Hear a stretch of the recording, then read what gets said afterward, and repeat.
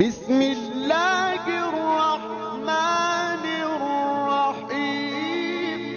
پوچھا تھا حضور غوث اعظم سے کہ آپ کی ولایت کس طرح کی ہے، تو آپ نے اپنی ایڑی کی طرف اشارہ کر کے فرمایا جب تک میرا قدم نہ لگے اللہ کسی کو ولایت دیتا ہی نہیں۔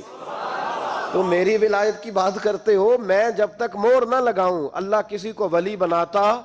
شیخ سعدی بول پڑے، کہنے لگے غوث اعظم درمیان اولیاء چو محمد درمیان انبیاء۔ حضور غوث اعظم رضی اللہ تعالیٰ عنہ کا ولیوں میں وہی مقام ہے جو نبی پاک کا نبیوں میں مقام ہے۔ امام الاولیاء سرتاج الاولیاء حضور غوث پاک رضی اللہ تعالیٰ عنہ۔ حضور غوث اعظم رضی اللہ تعالیٰ عنہ فرماتے ہیں میں تقریر نہیں کرتا تھا، تعلیم میں نے حاصل کر لی پر میں تقریر، یہ بڑا ضروری کام ہے، یہ بڑا ضروری کام ہے۔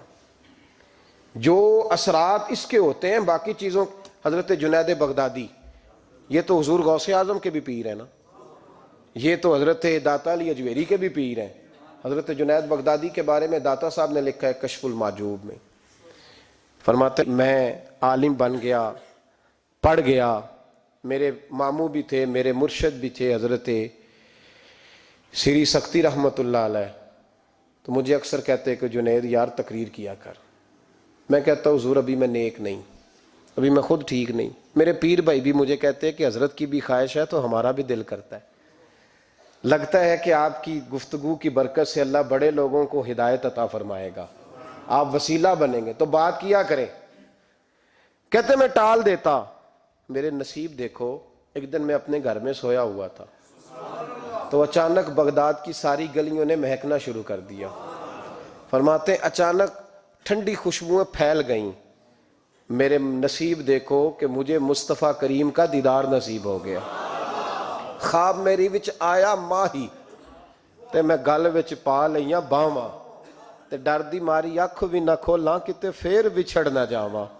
کہتے ہیں حضور تشریف لائے تو مصطفیٰ نے بڑا ہی نوازا، محبوب نے بڑا ہی نوازا۔ کاش آپ کو لذت آئے اس بات کی، حضور نے اللہ اکبر بڑا ہی نوازا۔ کہتے ہیں محبوب جانے لگے تو ہلکا سا جملہ، میٹھی سی بات، ایک جملہ بڑا میٹھا سا، جاتے دفعہ فرمانے لگے جنید تقریر کیا کر یار، تقریر کیا کر۔ داتا صاحب لکھتے ہیں، داتا صاحب فرماتے ہیں کہ حضرت جنید بغدادی کہتے ہیں عرض کی حضور اب تو ضرور کروں گا، اب تو روز کروں گا، کھول کے کروں گا۔ فرماتے ہیں میں جب اٹھا نا، فجر کی اذان ہوئی، وضو کیا، سنتیں پڑھی تو دل میں چور آ گیا۔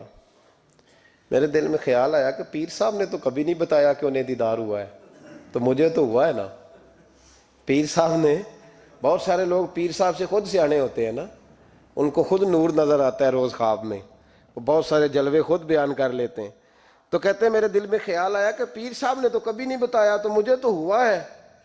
کسی درویش نے ایک شعر کہا تھا پر بڑے مسئلے اس نے حل کیے، وہ کہنے لگا جڑے محرم راز حقیقت دے او راز حقیقت کھول دے نہیں، او جنہ ویکھیا نہیں او کرن گلاں، جنہ ویکھ لیا او تے بول دے ہی نہیں، جنہ ویکھ لیا ہو ان سے بولا جاتا بھی نہیں، بولا جاتا بھی نہیں۔ تو کہتے ہیں میں سنتے گھر پڑی تو خرامہ خرامہ چلا تو دل میں چور تھا، بانج فقیروں کسے نہیں ماریا، اے ہوئی چور اندر دا۔ کہتے ہیں میں گیا حضرت کے پیچھے نماز پڑھی 7ویں صف میں، تو اندر چور تھا کہ میرا تو درجہ اونچا چلا گیا ہے لیکن مجھے دیدار ہوا ہے۔ تو کہتے ہیں نماز حضرت نے خود پڑھائی تو نماز پڑھا کے کہنے لگے جنید آگے آ جا۔ فرماتے ہیں میں 3ری صف میں آ گیا تو کہنے لگے چل یار تھوڑا اور نیڑے آ جا۔ کہتے ہیں میں قریب جا کے نا پہلی صف میں بیٹھا تو کہنے لگے ادھر آ میرے ساتھ بیٹھ۔ کہتے ہیں میں ان کے ساتھ بیٹھ گیا، حضرت کے ساتھ، یہ بھی کسی نصیبوں والوں کو نصیب ہے نا۔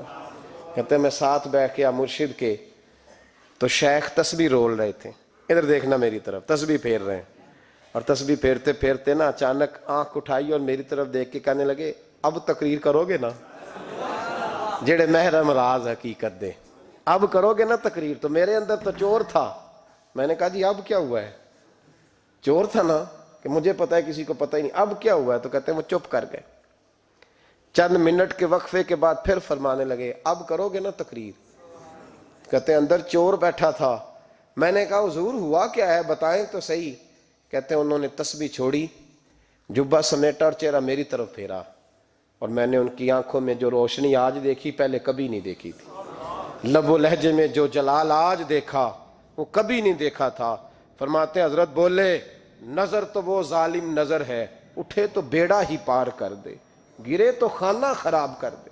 فرماتے ہیں میں نے حضرت کا جلال دیکھا اور میری طرف دیکھ کے فرمانے لگے جنید کل جو رات گزری ہے مجھے خواب میں اپنے رب کا دیدار ہوا تھا۔ تو مالک نے پوچھا کہ سری کوئی بات بتا، تو میں نے عرض کی مولا ایک ہی مرید تیار کیا ہے وہ بھی تقریر نہیں کرتا، کبھی تیرے حبیب کا ادھر کا پھیرا ہو تو ذرا جنید کو اشارہ کر جائے تو چلو میرا بھی کام بن جائے گا، لوگوں کا بھی نفع ہوگا۔ کہتے ہیں حضرت جنید بغدادی کہ میری چیخ نکلی، اللہ اکبر کہا تو میرے کپڑے پھٹ گئے، بغداد کی وہ مسجد ساری رونے لگی۔ کہتے میں قدموں میں گرا اور میں نے کہا محبوبہ مجھے معاف کر دے، مجھے تو آج پتہ چلا ہے کہ میرے اوپر مصطفیٰ بھی کرم فرمائے تو تیری دعاؤں کی برکت سے فرماتے۔ تقریر اتنا ضروری کام ہے کہ محبوب خود فرماتے ہیں جنید تقریر کیا کر بات یار، لوگوں کو فائدہ ہوگا۔ حضور غوث اعظم رضی اللہ تعالیٰ عنہ فرماتے ہیں میں تقریر نہیں کرتا تھا، تعلیم مکمل کر لی بات نہیں کرتا تھا، میں کہتا تھا میں کیسے لوگوں کے سامنے واز کروں۔ کہتے ہیں مجھے خواب میں مصطفیٰ کریم کا دیدار نصیب ہوا، محبوب نے فرمایا عبد القادر بات کیوں نہیں کرتے؟ میں نے کہا حضور یہ عربی لوگ ہیں، فصیح و بلیغ ہیں، ہر آدمی بات سمجھتا ہے، تو میں کس طرح اتنے مجمع میں بولوں گا، بڑا مشکل کام ہے، ہر آدمی کی ذہنی سطح کے مطابق کیسے بات کروں گا؟ کہتے ہیں مصطفیٰ کریم نے فرمایا منہ تو کھولو ذرا۔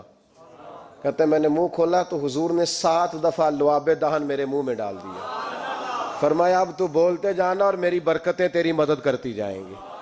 آپ فرماتے ہیں اگلی شام میں سویا تو مولا علی شیر خدا بھی آ گئے، تو فرمانے لگے عبد القادر منہ کھول نہ بیٹا تو میرا بھی ہے۔ کہتے ہیں میں نے منہ کھولا تو حضرت علی نے 6 دفعہ لعاب دہن ڈالا، تو میں نے کہا حضور آپ نے 6 دفعہ ڈالا ہے، تو خواب میں حضرت علی فرماتے ہیں کہتے ہیں بیٹے میں نبی پاک کے برابر تو نہیں نہ ہو سکتا، میں نبی پاک کے برابر، حضور نے 7 دفعہ ڈالا ہے تو 6 دفعہ اس لیے ڈالا ہے کہ میں حضور کے برابر۔ صحابہ تو خواب میں بھی آ کے کہتے ہیں ہم نبی کے برابر نہیں، تو کیسے نبی کے برابر بن گیا؟ وہ تو خواب میں بھی آ کے کہتے ہیں کہ ہم حضور کے برابر، تو زندگی میں دعوے کرتا پھرتا ہے۔ حضور غوث اعظم فرماتے ہیں بس پھر چھوٹی سی مسجد اور اس میں نے تقریر شروع کی، میں اکیلا ہی چلا تھا جانب منزل مگر، پھر لوگ ملتے ہی گئے، پھر کارواں بنتا گیا۔ فرماتے ہیں چھوٹی سی مسجد، پھر مسجد بڑی ہوئی، پھر مجمع بڑھ گیا۔ فرماتے ہیں پھر جامع مسجد، پھر مجمع وہاں بھی کم پڑ گیا، پھر بغداد کی عیدگاہ وہ بھی بھر گئی تو صحرا میں جا کے خیمے لگ گئے۔ کہتے ہیں تقریر ہوتی تو ہزاروں کا مجمع، ہزاروں کا۔ ملا علی قاری کہتے ہیں غوث اعظم کے اجتماع میں 70 ہزار لوگ شریک ہوتے تھے، ہزاروں علماء کاغذ قلم لے کے بیٹھے ہوتے تھے کہ غوث پاک جو باتیں بیان